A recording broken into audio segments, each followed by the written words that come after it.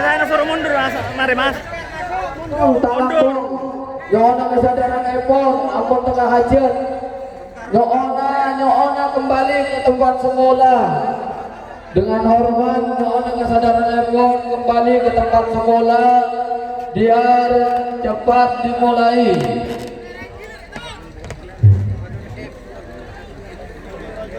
Ahlan wa sahlan kami ucapkan kepada Abuya Habib Muhammad Bahar bin Ali bin Sunut, pengasuh Pondok Pesantren Tabligh Alawiyyin. Alokku para ajunan, alokku sini atas. Ini perintah dari Habibana, suruh mundur biar cepat dimulai. Tak langkung mundur, tadi itu perintah dari beliau. Mundur biar cepat dimulai. Muter mobil biar muter balik mobil.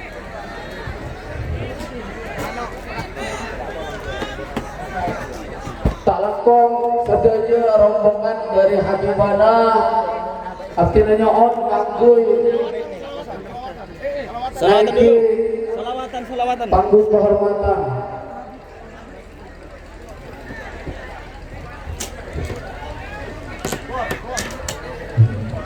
Dak sedaya kali Nurhawi nyona rokokna cepet deh Nurhawi rokokna cepet deh ngerek nyona kesadaran para ajunan saja.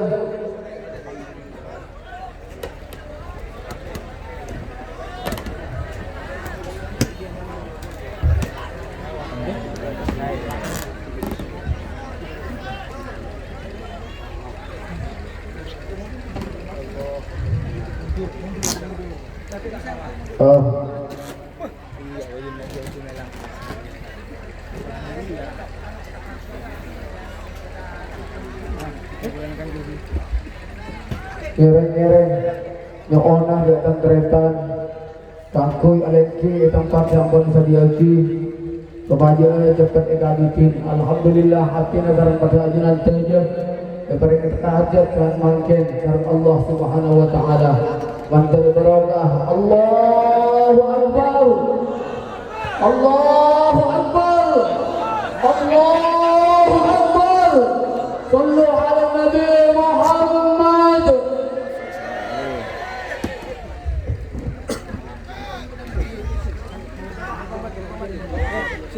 Pagkalito mobil pun beliau kangkuy mundur detik dikawal boleh.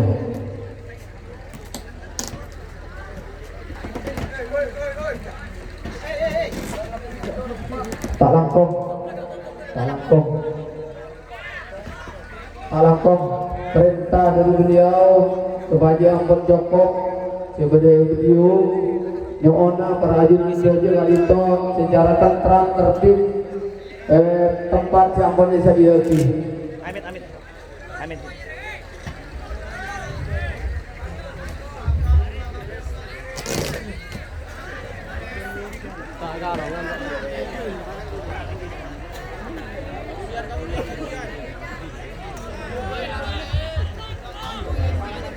Tak langkung selain dari panitia juga para pengawal habaib Ibu Epon gadinton nyona toron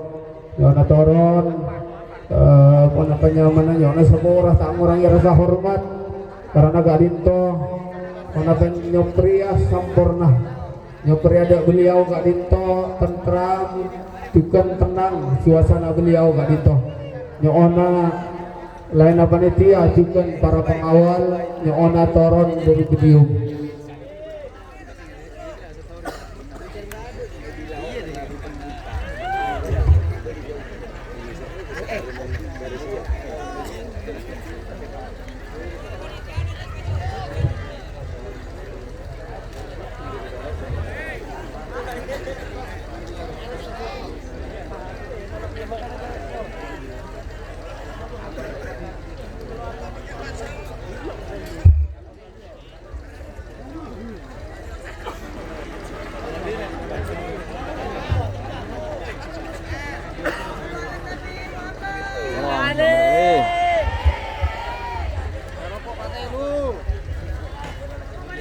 Alhamdulillah kepada semua hadirin hadirat jamaah Maulidur Rasul Muhammad sallallahu alaihi wasallam dimohon semangatnya. Allahu Akbar, Allahu Akbar, Allahu Akbar. Sallu ala Nabi Muhammad.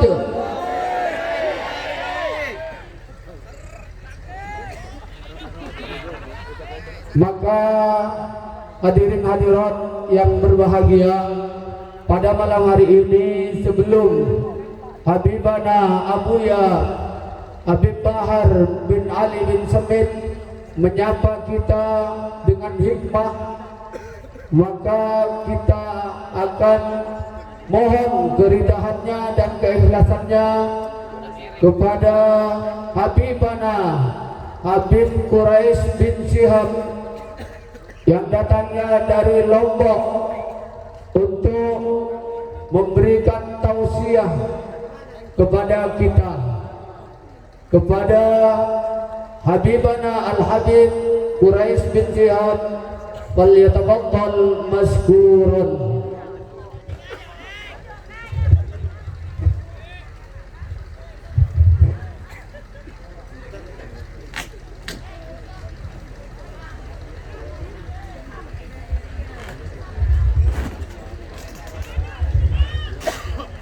Assalamualaikum warahmatullahi wabarakatuh.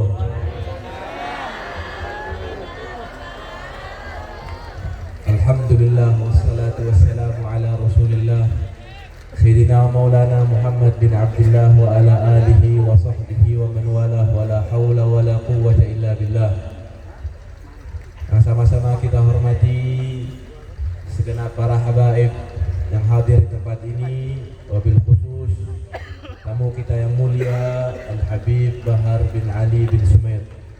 Semoga Allah panjangkan umurnya, Allah sehatkan badannya, Allah angkat penyakitnya, Allah bahagiakan dunia sampai akhiratnya. Amin ya rabbal alamin.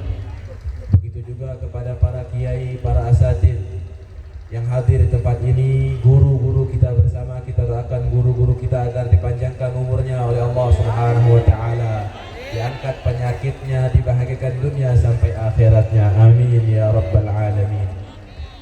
Begitu juga segenap para hadirin hadirat, muslimin muslimat, jamaah yang hadir di tempat ini, saya berikan salam ta'zim kepada antum semua sembari kita menunggu tausiah daripada Al-Habib Bahar, karena di malam hari ini kita memperingati daripada Nabi Muhammad SAW punya kelahiran. Maka saya ingin mengutip ucapan daripada Imam Syafi'i radhiyallahu ta'ala anhu wa ardhah.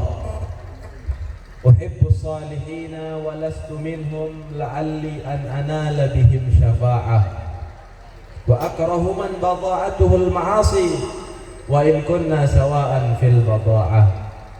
Imam Syafi'i mengatakan penyebab kita kumpul di tempat ini, kenapa kita tuh kumpul di tempat-tempat yang baik? Kita ngapain kumpul di tempat orang-orang saleh?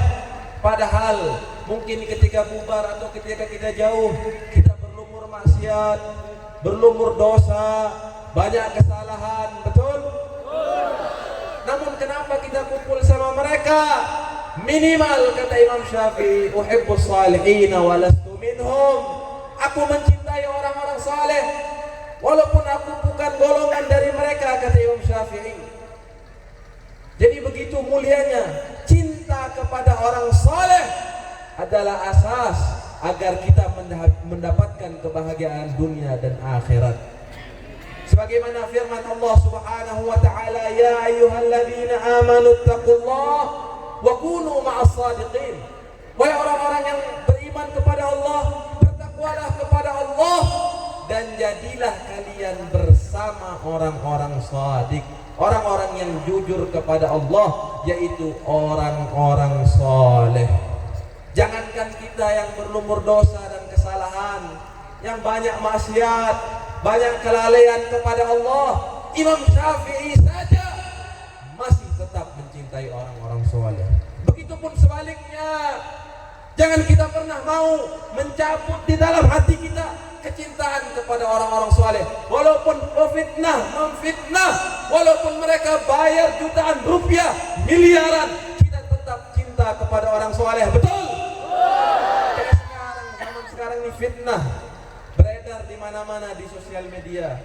Ulama, kiai, habaib mau diadu domba, mau dibuat kita itu benci kepada orang-orang soleh, namun ternyata tidak terpengaruh. Betul?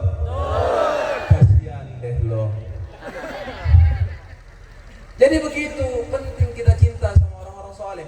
Jangankan kita yang berumur dosa, Imam Syafi'i saja, bahkan bukan hanya Imam Syafi'i, Nabi Yusuf alaihissalam. Nabi Yusuf, nabi yang begitu ganteng. Dia adalah seorang nabi, ayahnya adalah seorang nabi, kakeknya adalah seorang nabi. Beliau begitu memiliki silsilah yang mulia. Namun apa kata beliau? Tawaffani musliman wa alhiqni bis salihin. Wafatkanlah aku dalam keadaan muslim dan cabutlah aku dalam keadaan gabungkan aku dengan orang-orang soleh. Jadi Nabi Yusuf saja, nabi yang begitu mulia, tetap menginginkan, mengharapkan agar kumpul bersama orang soleh. Maka sebagaimana kumpul kita di tempat ini bersama hamba-hamba Allah yang soleh, maka insya Allah kala di padang mahsyar kita berkumpul bersama Nabi Muhammad SAW. Tidaklah kita menjalani sirat kecuali kita melihat orang yang paling soleh, yaitu Nabi Muhammad SAW. Tidaklah kita berada di surga melainkan kita dikumpulkan bersama keluarga kita, anak keturunan kita, semua orang yang kita cinta bersama Nabi Muhammad SAW. Amin ya Rabbal. Mungkin itu saja yang bisa saya sampaikan. Mohon maaf apabila ada kesalahan. Wal afu minkum. Wassalamualaikum warahmatullahi wabarakatuh.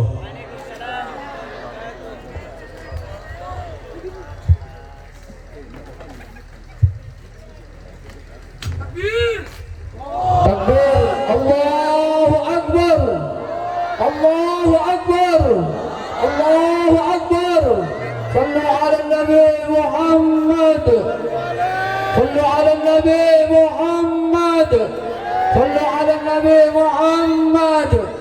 Hadirin hadirat yang berbahagia, alhamdulillah pada saat ini yang kita tunggu-tunggu dan dambakan dengan kudrah irada Allah sudah ditakdirkan menyapa kita. Maka marilah kita simak tausiah siraman rohani beliau dengan tentram dan rapi, agar supaya mendapat barakah dari Allah Subhanahu wa taala. Maka dari itu, kepada yang mulia Habibana Al-Habib Bahar bin Ali bin Sumit, falyatafaddal mashkuran.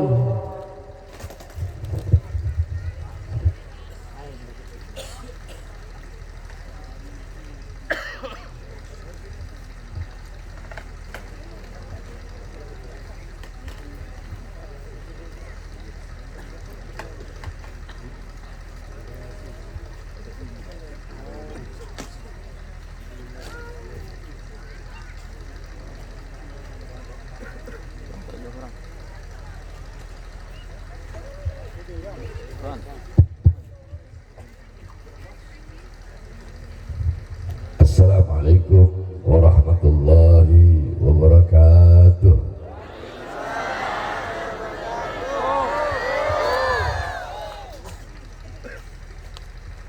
Alhamdulillahil qawiyyi sultanuh, al-wadihil burhanuh, al-mabsut fil wujud karamuhu wa ihsanuh. Allahumma salli wa sallim wa barik wa karrim wa addim ala nuril anwar وسر الأسرار والترياك الأخيار ومفتاح باب اليسر سيدنا ومولانا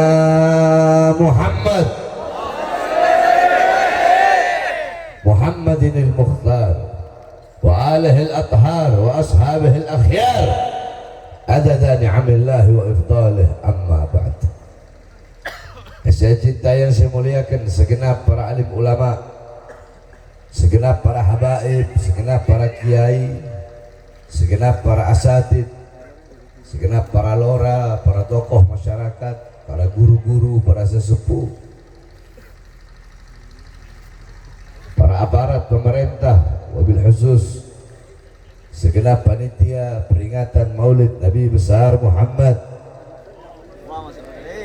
yang saya cintai, yang saya muliakan, Al-Ustaz Hamdi, yang saya cintai, yang saya muliakan, yang baru saja menyampaikan nasihatnya walaupun sedikit, ya Habib Quraish bin Syihab, beserta seluruh hadirin hadirat, bapak-bapak, ibu-ibu, khususnya para pemuda-pemudi umat baginda Nabi besar Muhammad yang selalu dimuliakan oleh Allah Subhanahu wa taala.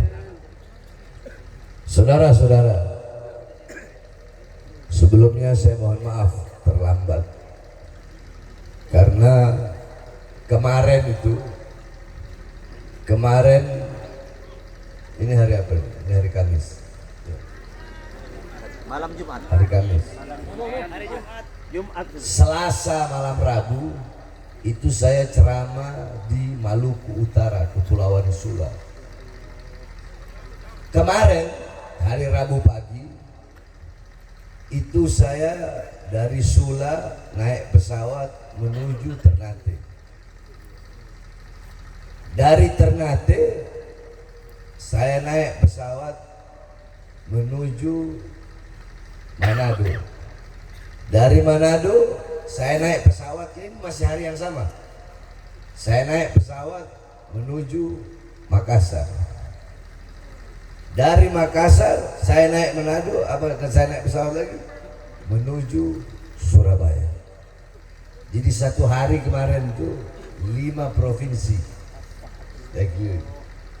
Malamnya saya ceramah di Surabaya, hujan-hujanan. Jadi tadi mau berangkat itu saya lagi dalam keadaan demam, meriang. Saya tanya perjalanan berapa jam dari Surabaya? Sekitar paling lama 4 jam. Saya sudah berangkat. Makanya datangnya agak telat, saya mohon maaf. Dan saya juga mohon maaf tidak bisa lama. Karena besok itu saya langsung ada acara di Bima, NTB. Dari Bima terus ke Labuan Bajo, terus balik Jakarta, terus Riau, Pekanbaru, terus sampai sana terus. Jadi waktu saya jarang tidur di kasur. Tidurnya saya di mobil, kalau enggak di pesawat. Tapi ya inilah namanya dakwah. Kalau mau enak ya jangan dakwah. Namanya kita berdakwah ya seperti itu. Kita harus menelan semua pahitnya, manisnya berdakwah untuk menyebarkan Islam, menjadi pewaris Rasulullah, menjadi penyambung lidah Rasulullah. Maka tidak ada kata capek, tidak ada kata lelah, tidak ada kata jauh untuk baginda Nabi besar Muhammad sallallahu alaihi wasallam. Tadi kita telah mendengar apa yang Habib Quraish sampaikan, yang dimana Imam Syafi'i mengatakan uhibbus salihin walau lastu minhum. Aku cinta kepada orang saleh walaupun aku bukan bagian dari orang saleh. Aku ahli maksiat padahal ini sekelas Imam Syafi'i. Maksudnya Imam Syafi'i merendahkan dirinya, merendahkan hatinya, tawaduknya beliau. Saya bukan orang soleh, padahal Imam Syafi'i orang soleh. Ibarat kata kalau kita orang ini, saya ahli maksiat, saya ahli berbuat dosa, saya pelacur, saya berjudi, saya narkoba, saya ngerampok, saya bunuh orang, saya suka zolimi orang, saya ahli maksiat, saya berlumuran dengan dosa. Tapi setidaknya saya punya cinta kepada orang-orang soleh.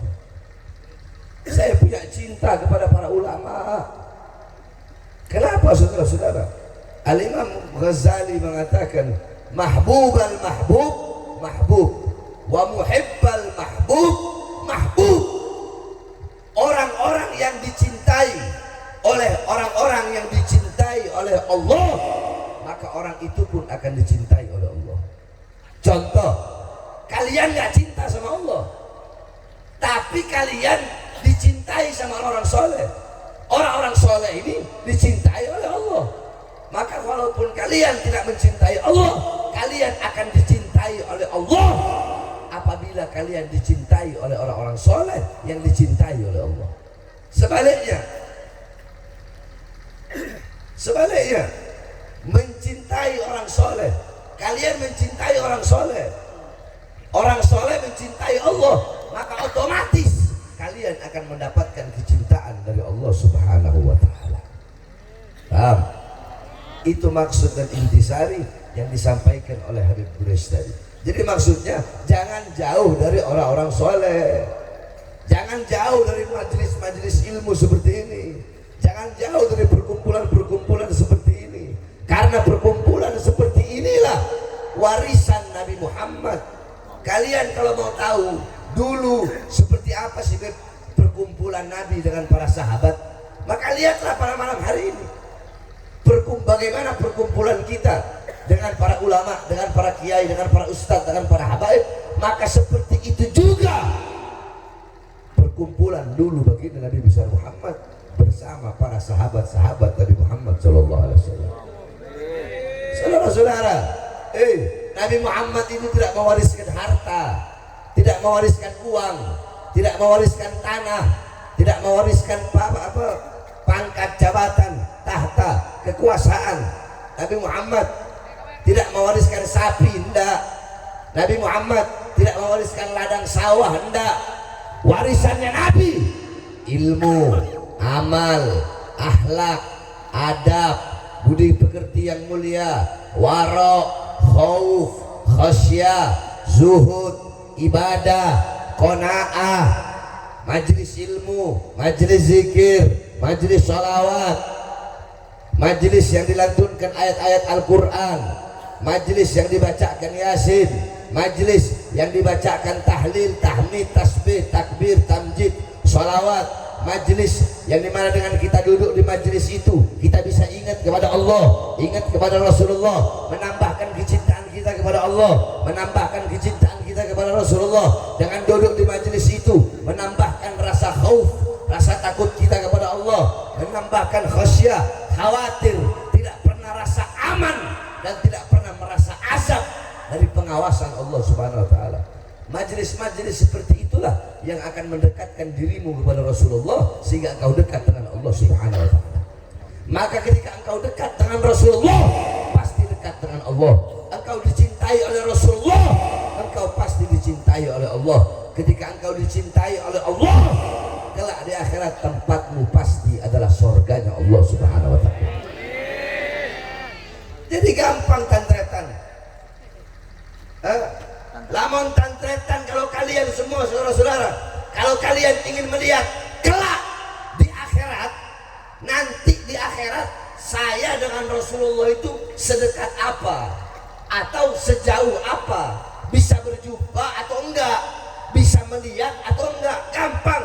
Kalau kalian pengen lihat dekat, jarak, jauh atau dekatnya kalian dengan Nabi di akhirat, jarak, jauh atau dekatnya kalian bisa atau tidaknya melihat wajah indah Nabi Muhammad, maka lihatlah ketika di dunia seberapa dekat engkau dengan majelis-majelis seperti ini, maka sedekat itulah kelak engkau di akhirat dengan Nabi Muhammad. Di dunia dekat dengan majelis ilmu, dekat dengan majelis zikir, dekat dengan majelis sholawat, dekat dengan para ulama, dekat dengan para kiai, dekat dengan para habaib, dekat dengan para ustadz. Mereka pewaris ilmu Nabi, penyambung lidah Nabi, pemegang tongkat estafet perjuangan Nabi. Almarhum Ahmad Ahab, seseorang bersama dengan yang ia cintai. Man tasyabbaha biqaumin fahuwa minhum. Barang siapa yang menyerupai suatu kaum, ia sama dengan kaum tersebut. Kalau yang kau cinta orang soleh, yang kau cinta para pewaris Nabi, kau menyerupai mereka, mengikuti jalan mereka, cinta kepada mereka, maka kelak di akhirat Allah kumpulkan engkau bersama mereka. Mereka berkumpul bersama Nabi Muhammad. Amin.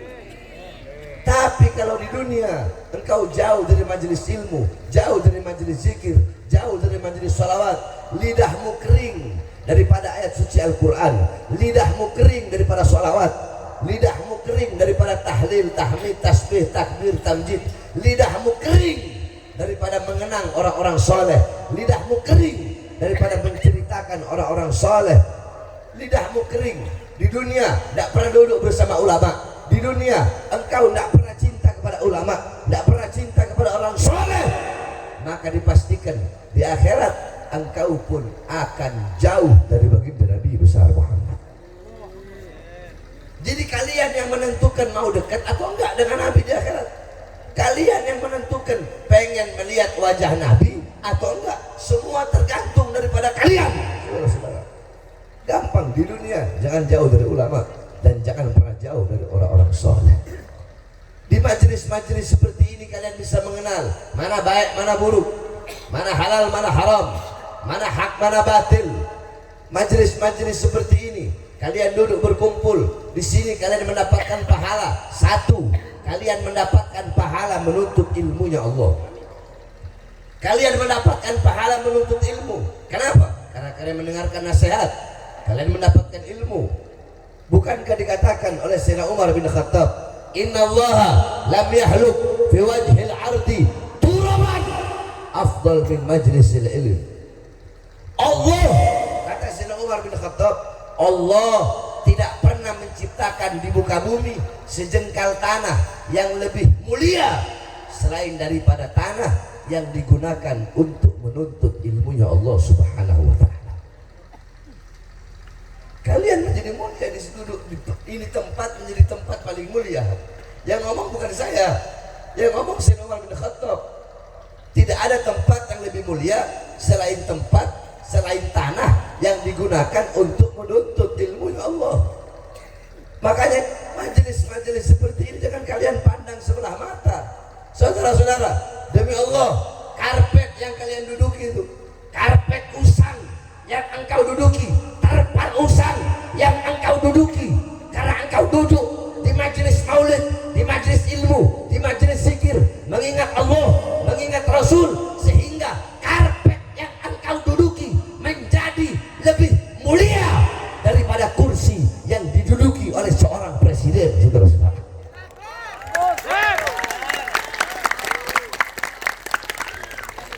Loh, Habib kok bisa bilang kalau karpet yang kami duduki lebih mulia daripada kursi yang diduduki oleh presiden? Saya bisa kasih dalilnya sama kalian. Perhatikan.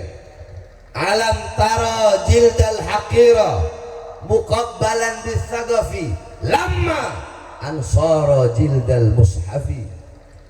Tidak pernahkah kalian lihat? Enggak pernahkah kalian tahu?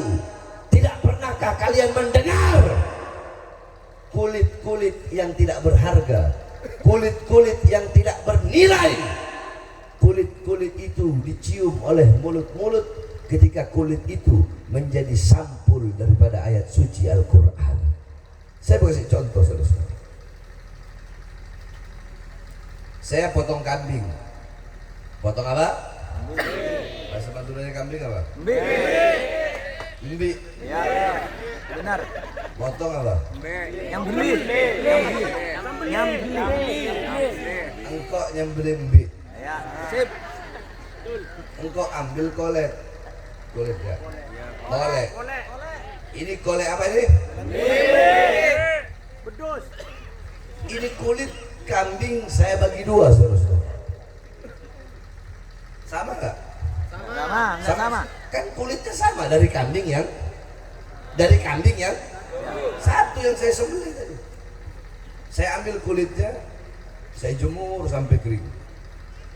Kulit yang ini saya bikin dompet. Saya taruh di bawah, boleh nggak? Jawab yang keras, boleh nggak?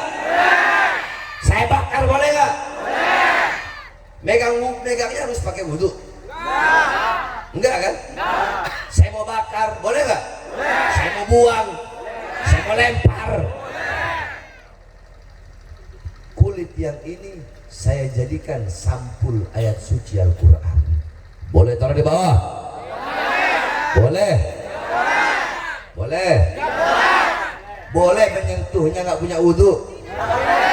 Menyentuhnya harus harus suci, ditaruh di tempat yang kalau dompet tadi mau ditaruh bawah nggak apa-apa. Sama nggak kulitnya? Sama nggak kulitnya? Dari hewan yang satu pula. Tapi kenapa berbeda caranya? Karena yang ini menyatu dengan sesuatu yang mulia. Apa itu? Al-Quran. Karpet yang kalian duduki itu menjadi mulia. Kenapa? Karena menyatu dengan ilmu. Duduk di sini menyatu dengan ilmunya Allah, sehingga karpet itu jadi mulia, saudara-saudara. Nah yang ini tadi ibaratnya sama-sama kursi, cuma yang ini ibarat sama-sama kulit, cuma ibaratnya yang ini menjadi mulia. Kenapa? Karena menyatu dengan sesuatu yang mulia. Yang ini biasa-biasa saja, yang kursi presiden tadi biasa-biasa saja karena tidak menyatu dengan sesuatu yang mulia, padahal sama-sama kulit. Paham? Masuk akal nggak? Masuk akal nggak? Sebab orang sekarang ini nggak percaya, zaman sekarang ini fitnah, kerusakan di mana-mana. Mereka nggak mau yang nggak pakai akal, nggak mau. Kalau orang dulu kan mendahulukan iman, saudara-saudara. Betul? Kamu lihat coba, kamu punya kakek-kakek zaman dulu, anaknya banyak nggak? Banyak nggak? Mereka mau bikin anak banyak itu nggak ada urusan. Kenapa? Keyakinan mereka kepada Allah kuat, keimanan mereka kepada Allah kuat. Mereka nak pikir besok nanti kalau anak saya banyak, besok gimana nyekolahinnya, nanti gimana makannya. Orang-orang dulu nggak ada begitu. Orang sekarang baru punya anak 2, 3, aduh bu garam Maria, besok anak kula ngakan apa, masih mikir begitu. Mantap. Orang-orang dulu tidak ada dalam hati mereka kerisauan, kekhawatiran tentang sesuatu yang telah dijamin oleh Allah. Apa itu? Rizki. Kalau kita kan masih khawatir, masih takut, kita masih mendahulukan akal. Gaji saya 1 juta, anak saya 4, istri 1. Udah, kalau istri jangan nanya istri saya udah berapa. Istri 1, anak 4, gaji 1 juta. Oh ini nanti besok begini. Masih mikir, kebanyakan mikir, mendahulukan harusnya takdimun nakal alal akal, dahulukan iman. Nabi Ibrahim alaihissalam menjadi Khalilullah. Kenapa? Salah satunya Nabi Ibrahim tidak pernah resah, tidak pernah gelisah dengan sesuatu yang telah dijamin oleh Allah Subhanahu wa taala. Apa itu? Rezeki. Saya tanya, surga kalian sudah dijamin? Sudah dijamin surga? Sudah dijamin surga? Kita semua belum dijamin surga, tapi kita berleha-leha, kita santai-santai.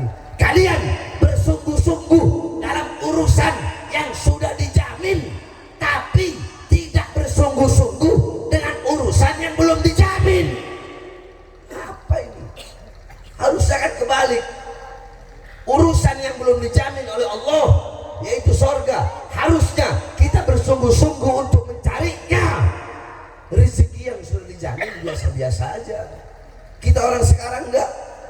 Kita lebih mementingkan dunia, harta, pangkat, jabatan, tahta, kekuasaan.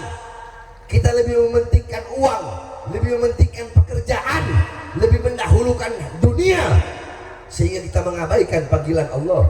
Kita membelakangi Allah, mendurhakai Allah karena urusan-urusan dunia yang telah dijamin oleh Allah Subhanahu wa taala. Harusnya kalau kita berakal, dahulukan perkara-perkara yang belum dijamin. Bersungguh-sungguhlah dalam beribadah kepada Allah. Kenapa? Karena kita belum dijamin oleh Allah Subhanahu wa taala. Surga itu belum dijamin. Ini lagi malah ada pedangdut, udah tua, renta, bau tanah, pakai fitnah habaib. Apa fitnahnya? Oh itu doktrinnya Ba'alawi, doktrinnya Habib. Habib itu mau dia mabok, mau dia maksiat, pasti masuk surga.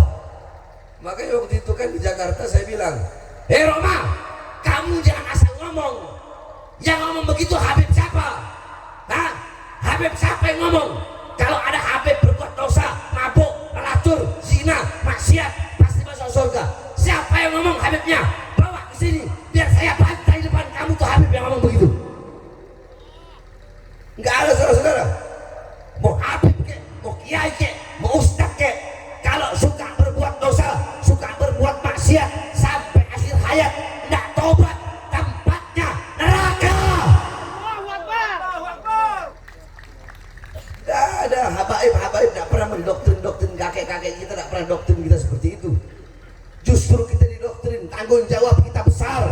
tanggung jawab kita berat.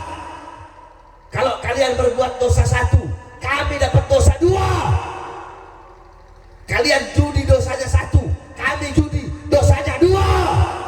Dosa kami lebih berat. Kalau kami berbuat dosa, mana ada habaib? Kalau emang ada habaib yang begitu, jangan diikutin tuh doktrin-doktrin tidak benar seperti itu. Andaikan ada, tapi setahu saya tidak ada. Kami para habaib mendoktrin seperti itu. Saya keluar masuk penjara, keluar masuk penjara, keluar masuk penjara. Untuk apa saudara-saudara? Untuk kalian, untuk rakyat, untuk membela rakyat. Diborgol tangan saya, diborgol perut saya, diborgol kaki saya. Untuk apa? Membela rakyat. Kalian yang suka memecah belah, habaib dan kiai mau kalian pecah belah, sok merasa paling pintar. Apa yang telah kalian perjuangkan? Udah masuk penjara, udah pernah ditembak, udah pernah mau dibunuh. Giliran saya datengin kabur, nantangin, saya datang sendiri kabur. Jadi jangan pecah belah umat yang sudah damai. Betul? Betul. Coba lihat bagaimana para kiai-kiai terdahulu. Saya kembali lagi. Saya ikuti ulama-ulama terdahulu. Bagaimana Syekhona Khalil Bangkalan, pendiri Nahdlatul Ulama. Saya tanya, Syekhona Khalil cinta nak sama habaib? Jawab yang keras, cinta nak? Cinta nak? Hadratus Syekh Yahya Hasyim Asy'ari, pendiri Nahdlatul Ulama, cinta nak sama habaib? Cinta nak sama habaib? Cinta nak sama habaib? Kiai Hasan Genggong cinta nak sama habaib? Mbah Hamid Pasuruan cinta nak sama habaib? Mbah Misbah Mustafa Tuban cinta nak sama habaib? Rafa Wa'id cinta nak sama habaib? Rakholil cinta nak sama habaib? Kiai Haji As'ad Bondo cinta nak sama habaib? Abah beliau Kiai Syamsul Arifin cinta nak sama habaib? Cinta nak sama habaib? Ini baru datang anak kencing belum lurus, sok-sokan mau membatalkan nasab habaib, dibilang mujaddid. Apa ini? Jangan mau dipecah belah, saudara-saudara. Habaib sama kiai mau dipecah belah, umat terpecah belah akhirnya. Jangan kita ikuti ulama-ulama yang terdahulu. Lihat bagaimana ulama-ulama terdahulu kepada habaib, kita ikuti. Kau mau bikin apa kek, terserah urusan kau. Kau mau yakin Habib cucu Nabi, terserah kau. Kau nggak mau kau mau yakin atau tidak, kau bilang Habib bukan cucu Nabi, terserah kau juga. Kau yakin Habib cucu Nabi, kau nggak untung, kami nggak untung, kau nggak yakin juga, kami nggak rugi, terserah kau saja. Biar masyarakat yang menilai. Selamat datang di dunia nyata, saudara. Mereka ingin, saya, bahar saya, dihina, dicaci, dimaki, dibilang keturunan Yahudi lah, dibilang macam-macam. Tetapi nyatanya, dimanapun saya menginjakkan kaki saya, di situ manusia berkerumun untuk mendatangi saya, saudara-saudara. Kenapa? Karena rakyat tahu, masyarakat tahu, masyarakat nggak buta, masyarakat nggak tuli, masyarakat tahu mana ulama yang berjuang untuk rakyat, mana habaib yang berjuang untuk rakyat, mana kiai yang berjuang untuk rakyat, dan mana habaib dan kiai yang berjuang hanya demi perutnya atau demi pangkat dan jabatan atau menjadi anjing-anjing dan penjilat-penjilat pemerintah. Masyarakat juga tahu, benar-benar. Betul.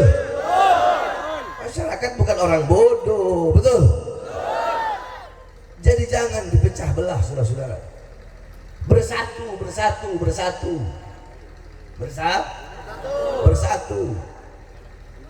Walaupun beda-beda majelis taklim, walaupun beda bendera, tetap bersatu. Walaupun hanya berbeda masalah furu'iyah, tetap bersatu. Berbeda masalah thariqah, tetap bersatu. Umat Islam harus bersatu. Kita yang Islam disatukan dengan keislaman. Yang di luar Islam, yang Kristen, yang Buddha, yang Hindu, yang Katolik, walaupun mereka bukan saudara seagama, tapi mereka saudara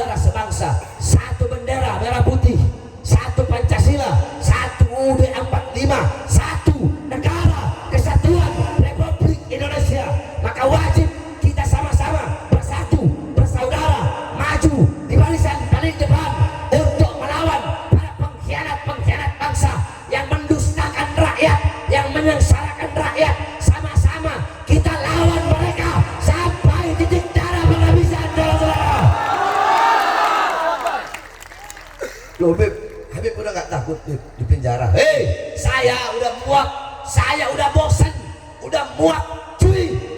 Saya sudah bosan melihat ketidakadilan di negara ini. Saya sudah bosan melihat rakyat disewenang-wenangkan, rakyat dibikin semena-mena, rakyat dibikin sewenang-wenang. Saya sudah muak melihat kesoliman, melihat kebiadaban. Saya sudah muak. Jadi saya nggak peduli dah kalian mau penjara kek, kalian mau racun kek, kalian mau tembak kek, kalian mau bunuh kek. Jangankan hanya di penjara. Bagi saya, Pak Harun bin Smith, jangankan hanya di penjara. Untuk Islam, untuk umat, untuk bangsa, untuk negara, untuk rakyat, jangankan hanya di penjara. Nyawa saya, jiwa saya, darah saya, murah harganya, tumpah untuk rakyat Indonesia, saudara. Jangan-jangan kalian para pejabat jangan bangga sama pangkat dan jabatan, betul? Betul. Sehingga seenak-enaknya sama rakyat. Jangan. Pejabat-pejabat ini kadang saya lihat kalau ada keputusan-keputusan yang menguntungkan keputusan yang menguntungkan pihak mereka ambil. Tapi kalau keputusan yang merugikannya nggak diambil, sehingga menghalalkan segala cara, saudara-saudara.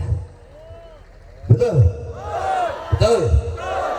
Nah ini apalagi udah musim-musim ini mau pilkada, pemilihan bupati, ya, itu baru butuh sama rakyat itu. Betul? Ya, emang iya ibu. Pejabat sekarang kebanyakan butuh sama rakyat kalau cuma ada maunya doang. Kadang saya kasihan ngelihat kelompok-kelompok orang-orang kalian kita di adu domba. Hanya gara-gara beda pilihan camat, beda pilihan lurah, kalian saling carok. Beda pilihan bupati, kalian saling bunuh. Kalian saling hina, betul? Saling caci, betul? Saling maki, betul? Beda pilihan gubernur, saling carok. Sama-sama saudara, akhirnya mati. Apa ini? Kalau untuk lurah, kepala desa, camat, bupati, kalau untuk urusan dunia kalian rela carok, rela mati, maka kalian harus lebih rela mati untuk bangsa, agama, dan negara kesatuan Republik Indonesia, saudara. Kalau mau carok, lawan tuh pengkhianat bangsa. Jangan carok sesama Islam, jangan carok sesama saudara, hanya gara-gara beda pilihan, betul? Betul? Ini banyak terjadi di Madura kan begini, saya perhatikan. Gara-gara beda kepala desa saling carok. Cara bingkok kaki dong, Fase. Jaga ukhuwah Islami. Jaga ukhuwah Islami. Makanya saya sampaikan nih, pejabat-pejabat kalian itu jangan bangga sama pangkat sama jabatan, jangan. Kalau saya gak ada urusan. Kau mau presiden kek, kau mau kapolri kek, kau mau panglima TNI, kau mau anggota dewan, ketua MPR, ketua DPR, tidak ada urusan. Kalian jangan bangga dengan pangkat dan jabatan kalian, sehingga kalian semena-mena kepada rakyat, membohongi rakyat, tipu rakyat, berikan janji palsu kepada rakyat. Jangan, saudara. Saudara, saya tanya semua, jawab yang keras. Jawab yang keras. Gaji mereka dari siapa? Kurang keras, dari siapa? Gaji mereka dari siapa? Gaji mereka dari siapa? Rumah dinas mereka dari siapa? Mobil dinas mereka dari siapa? Dari rakyat, keringat rakyat, darah rakyat. Makanya kalian harusnya melayani rakyat, karena di atas kalian bukan pangkat dan jabatan, tapi di atas kalian ada kami, bangsa dan rakyat Indonesia, yang harus kalian layani dengan sebaik-baiknya, saudara-saudara.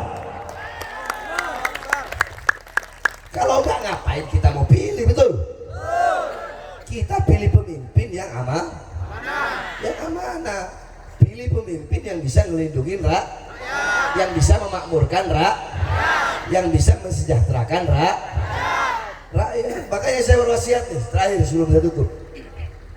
Saya wasiatkan kepada Jokowi, Jokowi, sebelum akhir masa jabatanmu habis, minta maaf sama rakyat.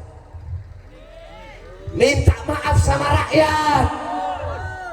seluruh rakyat Indonesia, apapun agamanya, apapun sukunya, apapun rasnya, apapun warna kulitnya, apapun etnisnya, minta maaflah engkau kepada seluruh bangsa dan rakyat Indonesia.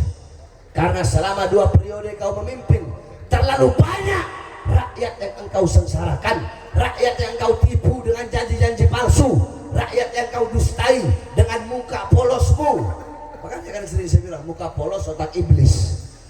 Kalian sih gak pada percaya. Makanya kemarin waktu demo besar-besaran tahu demo yang sampai pagar DPR itu apa? Roboh. Nah itu kan orang-orang pada ngomong, mana Habib Rizik kok nggak turun? Mana Habib Bahar kok nggak turun ikut demo? Apa kami jawab? Jauh-jauh sebelum hari, jauh-jauh ya, dari awal-awal Jokowi jadi presiden, kami sudah beritahu kepada kalian. Dari 10 tahun lalu kami sudah sampaikan itu di panggung-panggung ceramah saya Habib Rizik. Kami sudah sampaikan, rezim ini rezim nggak bener, rezim ini rezim otoriter, rezim ini rezim yang ingin menjadikan Indonesia sebagai negara dinasti dari bapak lanjut ke anak. Kami sudah sampaikan itu, tapi apa? Habib Rizik dibilang radikal, saya dibilang radikal, Habib Rizik dipenjara, saya dipenjara, dianggap melawan pemerintah. Kemarin baru kalian rasakan. Terus setelah kalian rasa, baru kalian tanya, mana Habib Bahar? Mana Habib Rizik? Lu rasain apa yang kita orang rasakan dulu. Kita udah berjuang mati-matian buat kalian melawan pemerintah, ya, kesaliman-kesalimannya pemerintah. Kami melawan kebijakan-kebijakannya yang menyengsarakan rakyat dan menguntungkan asing. Tapi kami dibilang radikal, kami dibilang keras, sampai kami dipenjara berkali-kali, sampai saya diborgol tangan, diborgol perut, diborgol kaki, dibawa ke Nusa Kambangan. Hanya gara-gara waktu corona saya bilang, Jokowi, kenapa rakyat kau kurung dalam rumah sedangkan tidak kau beri kebutuhan dan makanan pokoknya? Jokowi, kenapa di masa corona banyak warung-warung kecil milik pribumi kau tutup, tapi mall-mall asing tetap buka? Kenapa di masa corona banyak pengangguran Indonesia, tapi tenaga kerja dari Cina terus kau kirim ke daerah Morowali, Sulawesi?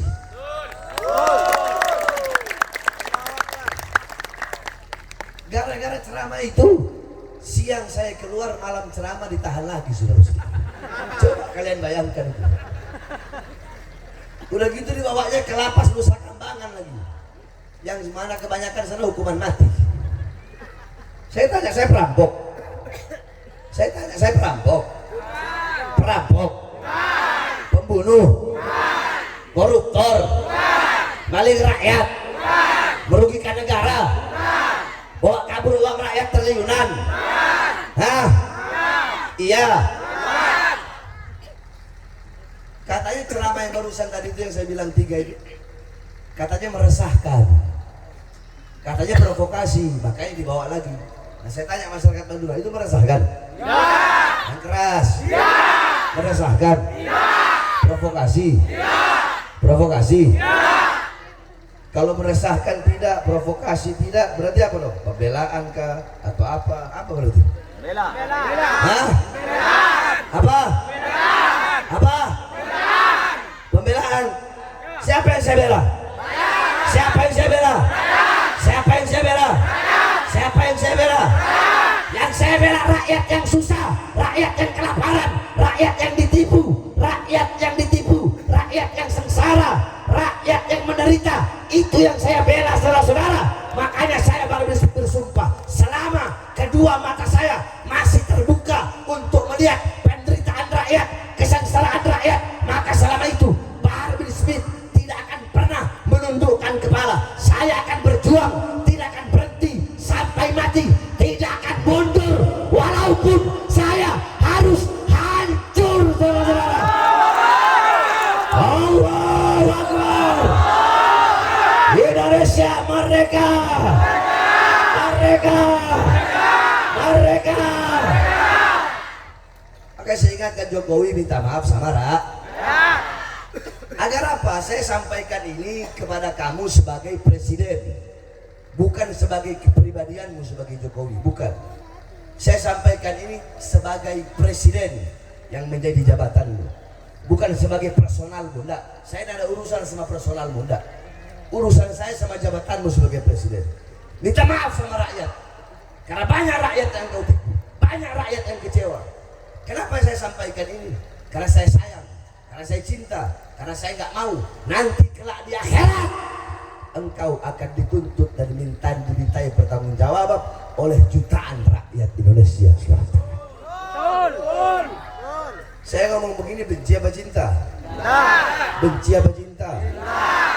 Kalian punya anak kalian main di jalan raya, kalian biarin? Kalian apain? Tarik kan? Tuh kakek cowokku dipukul, bukan ya kan? Karena apa itu? Benci apa cinta? Karena cinta. Kalau saya tidak cinta sama negara ini, saya tidak cinta sama pemimpin negara ini, tidak bakal saya kritik mereka, tidak bakal saya suruh mereka tobat, insaf dan minta maaf kepada rakyat, saudara-saudara.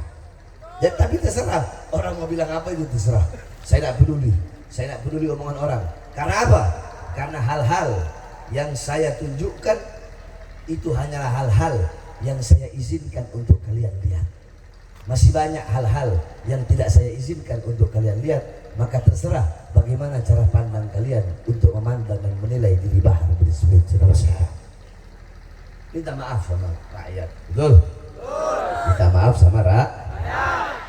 Dan wasiat saya kepada Prabowo yang akan menjadi presiden ke depan, saya wasiatkan kepadamu, wahai Prabowo, jadilah presiden yang amanah, jadilah presiden yang adil, presiden yang cinta, yang sayang, yang peduli kepada rakyat, presiden yang bisa mensejahterakan rakyat. Rakyat telah berikan engkau amanah, rakyat telah berikan engkau tongkat kepercayaan, maka jangan sampai kepercayaan rakyat hilang kepadamu, betul? Bawa Indonesia menjadi negara yang maju, jadikan Indonesia negara yang kuat, negara yang tidak punya utang, negara yang berdiri sendiri, negara yang tidak tunduk dan tidak takut kepada negara-negara asing, mau Cina kek, mau Amerika kek, mau Rusia kek. Kekayaan alam Indonesia, kita negara kaya raya, kita punya segala-galanya, kita punya emas, kita punya nikel, kita punya minyak, kita punya segala-galanya. Jangan biarkan kekayaan alam kita dirampok oleh negara-negara asing. Kalau bisa, negara kita harus jadi negara yang kuat, disegani dan dihormati oleh negara-negara lain. Biarkan negara-negara lain yang tunduk kepada negara kesatuan Republik Indonesia, saudara-saudara. Harus jadi negara yang mandiri, negara yang kuat, negara yang tidak butuh kepada negara-negara lain. Menjadi negara yang menjadi pendobrak pertama untuk kebebasan warga dan masyarakat serta rakyat Palestina, saudara-saudara. Betul? Betul? Itu wasiat saya kepada Jokowi di masa akhir jabatan, dan wasiat saya kepada Prabowo yang akan menjadi presiden terpilih ke depan. Insya Allah negara kita menjadi baldatun thayyibatun wa rabbun ghafur. Amin amin ya rabbal. Terakhir sebelum saya tutup, saudara-saudara, sebentar lagi ada pilkada, betul? Madura ini masuknya mana? Iya, engkau tahu, Cong. Engkau tahu nggak, Tuan? Engkau tahu. Jawa Timur. Nah.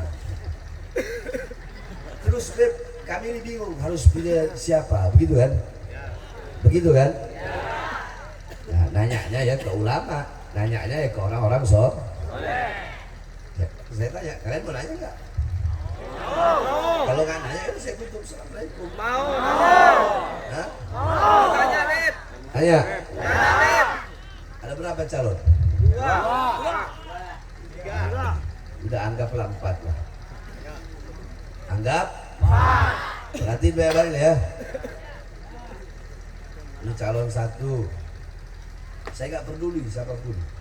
Ini calon 2, ini calon 3, ini calon 4. Perhatiin, ada 4 calon, 4-4-nya baik. Seumpama 4-4-nya baik, siapa yang harus kalian pilih? Pilih yang paling baik. Paham? Gampang kan? Lihat aja gimana rekam jejaknya, gimana kepedulian dia terhadap masyarakat. Tapi jangan sampai tertipu, jangan kayak dulu masuk gorong-gorong tahu-tahu keluar jadi presiden. Paham?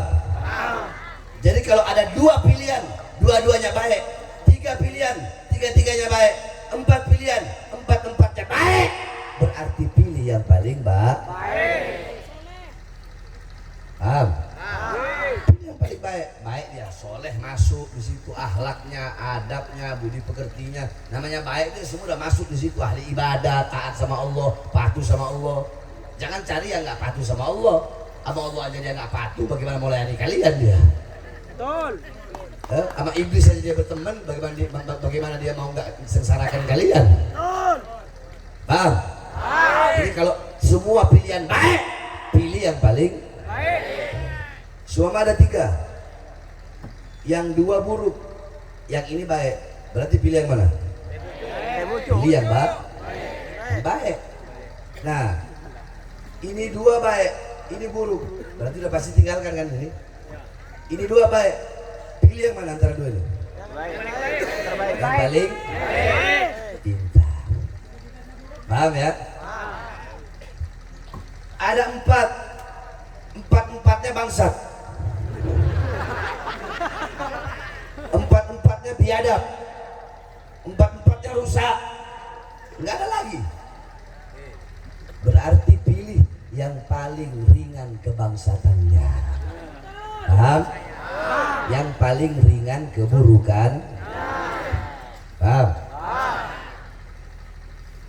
Ini bangsat,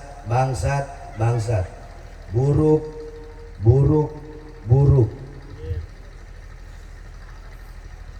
mana yang mau dipilih? Yang paling ringan apanya? Yang paling ringan keburukannya adalah ini semua. Berarti yang dipilih yang mana? Yang paling ringan. Iya, yang mana? Teh pucuk, larutan, atau gelas? Pintar. Paham ya?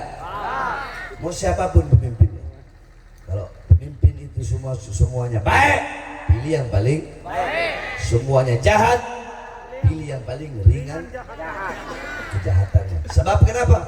Kalau kalian nggak milih, maka nanti yang akan menduduki kursi-kursi itu adalah paling jahat dan paling bangsatnya pemimpin. Sebab kenapa? Sebab mereka akan menghalalkan segala cara untuk demi mendapatkan ambisi kekuasaan demi partai, perut dan politiknya, saudara-saudara.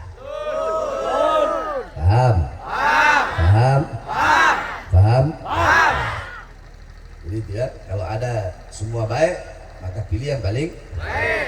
Kalau semuanya buruk, pilih yang paling ringan keburukannya. Mudah-mudahan Jawa Timur mendapatkan seorang pemimpin yang soleh, seorang pemimpin yang taat kepada Allah, patuh kepada Allah, yang bisa mensejahterakan masyarakat Jawa Timur, khususnya masyarakat yang ada di Madura.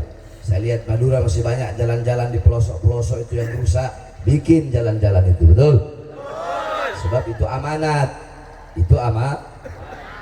Sayyidina Umar, Khalifah Umar, beliau menangis. Apa kata beliau? Celakalah Umar kalau ada keledai yang jatuh tersungkur sebab ada batu di jalanan. Celakalah aku sebagai pemimpin andaikan ada keledai yang jatuh karena satu buah batu di jalanan. Ini berapa banyak orang jatuh dari motor karena jalannya rusak. Betul? Betul? Maka kewajiban kalian para pejabat, untuk apa? Untuk bikin bikin bagus itu jalan, sengsarakan masyarakat dan majukan seluruh lapisan masyarakat tanpa memandang agama, suku, etnis dan ras apapun. Paham? Terakhir sebelum saya tutup, Beb, kenapa Habib kok nggak mau bahas masalah begal-begal nasab ini? Aduh, saudara-saudara, singa ketika ada anjing-anjing yang menggonggong, singa akan lari meninggalkannya. Kenapa? Karena singa tidak akan meladeni makhluk yang tidak setara dengannya. Kalau ada anjing-anjing yang gonggong, singa itu lari. Dia nggak mau meladeni. Sebab kenapa? Ingat, auman seekor singa lebih mahal daripada bagi singa aumannya terlalu mahal untuk meladeni gonggongan-gonggongan para anjing-anjing begal-begal nasab, saudara-saudara. Makanya saya nggak mau bahas nasab. Terserah kalian mau percaya habaib cucu Nabi boleh, nggak percaya juga boleh. Udah jangan panggil saya Habib, panggil saya Ustadz ya, Ustadz Bahar atau Kiai Bahar, nggak apa-apa, nggak apa-apa. Andai kan kalian nggak percaya, karena susah. Orang yang telah disesatkan oleh Allah tidak akan pernah mendapatkan petunjuk. Saudara-saudara, kami ini habaib bagaikan gahru. Tahu kayu gahru? Ya. Kayu gahru itu kalau kalian cium gini nggak ada wanginya. Tapi kalau itu kayu gahru kalian bakar, semakin dibakar semakin angus, semakin tercium wanginya. Itulah kami para Ba'alawi. Semakin kalian hina, kalian caci, kalian maki, kalian fitnah, semakin kami akan bersinar, bercahaya bagaikan matahari walaupun di hadapan orang-orang yang buta, saudara. Kami para habaib bagaikan besi yang semakin dipukul, semakin dibakar, dipukul lagi, dibakar, dipukul lagi, maka kami akan menjadi pedang, akan menjadi pisau yang terhunus di musuh, di leher-leher para musuh-musuh kami, saudara. Jadi nggak ada ngaruhnya, nggak ada ngaruh. Justru orang-orang seperti mereka itu saya kasihani, saudara. Kasihan saya melihat mereka. Mereka udah berusaha menghancurkan nama habaib, mau rusak habaib. Aduh, saya bahas lagi nih. Saya udah bilang nggak mau bahas. Intinya mereka itu adalah orang-orang yang harus dikasihani. Orang-orang yang harus apa? Kani sere. Ya kalau saya sih anggap mereka badut, buat hiburan. Gak ada mereka nggak rame. Yang penting masyarakat Madura nggak ikut ketularan racunnya. Apa ada yang ketularan kan di sini? Ada yang ketularan? Ada yang ketularan? Ada? Ada di sini? Ada? Oh, kasihani dia, kasihani. Nggak apa-apa. Kasihani dia. Berarti dia tidak mengikuti para salaf-salafnya, betul? Tidak mengikuti para salaf-salaf. Tetap kok nggak ada perubahan, justru malah semakin banyak acara hol-hol habaib, makin banyak. Saya tanya di Sumeneb acara paling malam itu jam berapa? Jam 12. Jam berapa? Saya ngomong pada umumnya. 12 Jam 11.30. Saya tanya pada umumnya di Sumeneb ini mau siapapun penceramahnya itu selesai jam berapa? Jam 12 paling lama. Paling lama. Maksimal. Andaikan jam 10 penceramahnya belum datang, ditunggu apa pulang?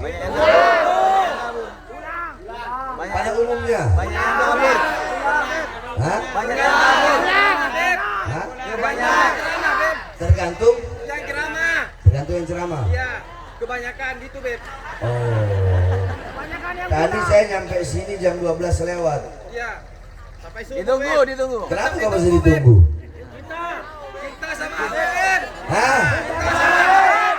Kan katanya Habib ini kan bukan cucu Nabi. Kata siapa, Mereka yang ngomong. Ada yang ngomong Iman ngomong, Roma yang Rama ngomong. Bukan saya tapi, Beb. Berarti kalian percaya nggak? Percaya nggak? Coba saya mau tanya masyarakat di sini, percaya nggak Habaib cucu Nabi? Percaya nggak? Percaya nggak? Percaya nggak? Oh. Berarti cuma sedikit yang keracunan ya? Sedikit. Kasihan. Yang keracunan itu kita doakan mudah-mudahan Allah kasih hidayah. Amin amin ya Rabbal. Sekali lagi ayo masyarakat Pantura semangat, saya tanya, siap lawan para pengkhianat bangsa? Kurang keras, siap lawan pengkhianat bangsa? Siap lawan koruptor? Siap melawan kebijakan pemerintah yang menyengsarakan rakyat? Siap lawan pejabat zalim? Siap lawan RT, RW, lurah, camat, bupati, wali kota, menteri, gubernur, presiden yang mengeluarkan kebijakan atau keputusan yang menguntungkan asing dan menyengsarakan rakyat? Siap melawan? Siap melawan? Siap hancur demi Islam? Siap binasa demi Indonesia? Siap mati demi NKRI? Angkat tangannya. Allahu Akbar. Allahu Akbar. Allahu Akbar. Indonesia merdeka. Merdeka. Merdeka. Allahu Akbar. Terakhir saya sampaikan kepada kalian, hei elit-elit politik, presiden, menteri, gubernur, kapolri, panglima TNI, Polri, TNI, anggota dewan dan seluruh jajaran pemerintah, seluruh partai, saya sampaikan, Indonesia bukan milik partai politik manapun. Betul? Betul? Indonesia bukan milik PDI. Betul? Betul? Kurang keras. Betul? Indonesia bukan milik PDI. Betul? Indonesia bukan milik Gerindra. Betul? Indonesia bukan milik Nasdem, bukan milik PKS, bukan milik PKB, bukan milik P3. Apalagi nanti kalau saya nggak sebut, tunggu dulu, nanti kalau saya nggak sebut dibilang, oh berarti Habib orang partai itu. Indonesia bukan milik Golkar. Betul? Apalagi? Indonesia bukan milik Demokrat. Betul? Bukan milik PSI. Betul? Bukan milik PBB. Betul? Bukan milik Hanura. Betul? Ada lagi belum? Indonesia bukan milik PAN. Betul? Ada lagi belum? Indonesia bukan milik Perindro. Betul? Ada lagi? Nasdem udah, PKB udah. Indonesia bukan milik partai politik manapun. Indonesia bukan milik Polri, bukan milik TNI, bukan milik presiden, tapi Indonesia milik kita bersama, bangsa dan rakyat Indonesia. Allahu Akbar. Indonesia merdeka. Merdeka. Merdeka. Allahu Akbar. Wa'afu minkum. Wassalamualaikum warahmatullahi wabarakatuh. Prajurit pembela Rasulullah.